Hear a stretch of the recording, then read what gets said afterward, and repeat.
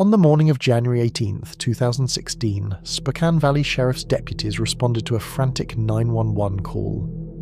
Dwayne Thurman, a part-time sheriff's deputy himself, told dispatchers that he had just shot his wife. His story was simple, almost rehearsed. It was an accident. According to him, Brenda was sitting on the couch with her iPad while he was handling her .380 Glock pistol. He claimed he thought the chamber was empty when he pulled the trigger, but the gun fired, striking Brenda in the chest. Brenda Thurman was only 40 years old, a counsellor at the local VA hospital. By the time deputies arrived, she was dead on the living room floor. Dwayne sobbed, insisting he hadn't meant to kill her, that it was a terrible mistake. But for Brenda's children, Gabby and Michael, those words rang hollow. To them, this wasn't an accident. This was the culmination of years of tension, control, and, as they later claimed, infidelity. The initial investigation seemed shockingly casual. Detectives logged the death as a likely accident, barely pushing for deeper forensic testing. Yes, Brenda's gun was collected. Yes, residue samples were taken from her hand. But those samples sat in evidence untested. Her iPad, which might have proven or disproven Dwayne's version of events, was never even checked. Almost immediately, suspicion grew that Brenda's death was being handled lightly because of Dwayne's connections in law enforcement. The timing made things even stranger. Just days after Brenda's death, another tragedy struck the Spokane Fifth Hospital community. A week after Brenda's sudden death, Spokane was hit with another tragedy.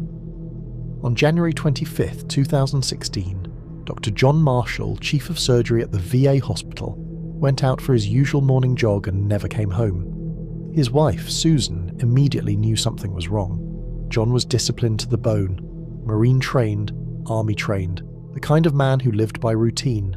If he said he'd be home after a run, he'd be home. But that morning, his car stayed parked at the YMCA, his wallet and phone left behind in his locker.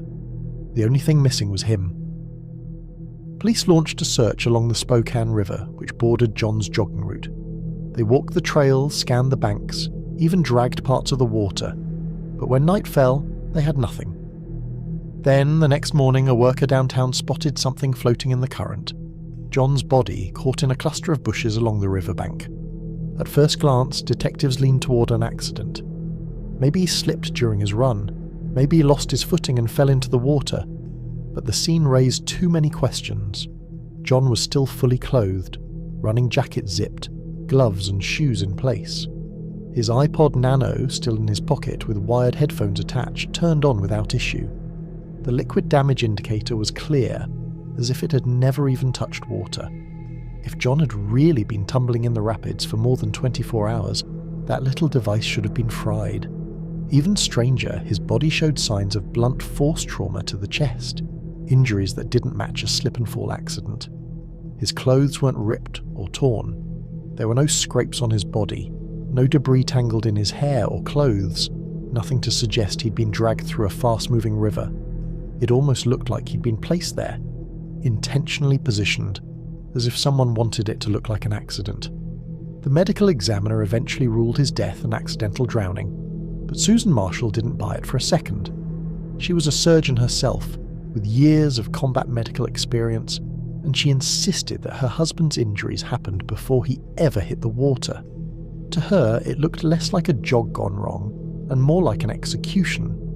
And here's where the stories began to collide. Whispers started spreading around the VA that John Marshall and Brenda Thurman may have known each other, more than casually. Some co-workers claimed they'd seen the two bump into each other often in the halls, maybe even carrying on a quiet affair. If that rumour was true, then within a single week both halves of that alleged relationship were dead. Accidents, or something much darker? For Spokane police, both deaths were closed cases. Tragic accidents, nothing criminal. But for the families left behind, that explanation was unacceptable. Susan Marshall, John's widow, wasn't just grieving. She was furious. She knew her husband, knew his routine, and she knew how careful he was. She also knew enough medicine to recognize that the injuries on his body didn't line up with an accidental fall. So, when law enforcement shrugged and told her there was nothing more to be done, she decided to dig on her own. Susan hired a private investigator named Ted Pulver, a former cop who had no problem questioning the official story. Pulver immediately noticed things that didn't add up. John's iPod Nano, for example. Perfectly dry, still playing music, after supposedly sitting in a whirlpool for 24 hours. Impossible. His clothes, completely intact. His body, barely a scratch on it. Pulver concluded that John hadn't drowned by accident. He'd been ambushed, killed, and then placed in the water later to make it look like he slipped. Pulver even had a theory. John had been waterboarded. Near his body, investigators had found 2 random tubes, a garden hose and a piece of a bike inner tube, floating in the water. Pulver believed those weren't just trash, they were tools. To him, it screamed interrogation, torture, and execution. Susan, as both a wife and a surgeon, agreed. She reviewed her husband's autopsy herself and came to her own conclusion. The blunt force trauma to John's chest was pre-mortem. It happened before he died, not after. She even pointed out a red line across his throat that the medical examiner didn't mention in the official report. To her, this wasn't just sloppy police work. It was a cover-up, whether intentional or not. Meanwhile, over in the Thurman household, Brenda's daughter Gabby had been saying the same thing since day one. She never believed her adoptive father Dwayne's story about an accidental gun discharge. She'd heard the shot, rushed downstairs and found her mother bleeding on the kitchen floor, while Dwayne stood there, doing nothing. Gabby tried CPR, begged her father to help, but in her heart she knew this wasn't an accident. 2 grieving women connected by tragedy now found themselves asking the same chilling question.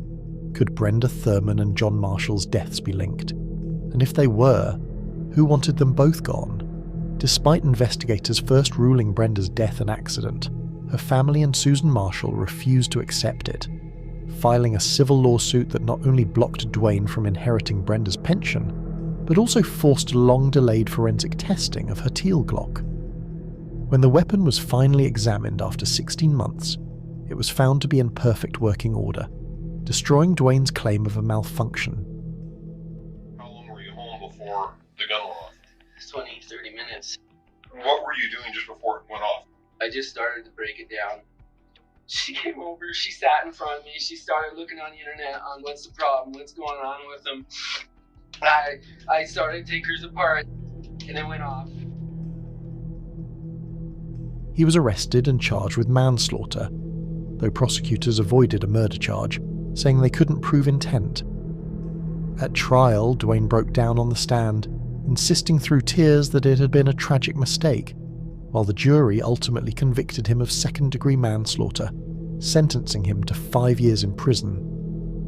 In the years that followed, Susan pressed to link Brenda's case to her husband, John Marshall's suspicious death, convinced both had been silenced because of an affair or the perception of one. In 2022, a new medical examiner reviewed Brenda's case and reclassified it as homicide, though double jeopardy meant Dwayne could never face a murder charge.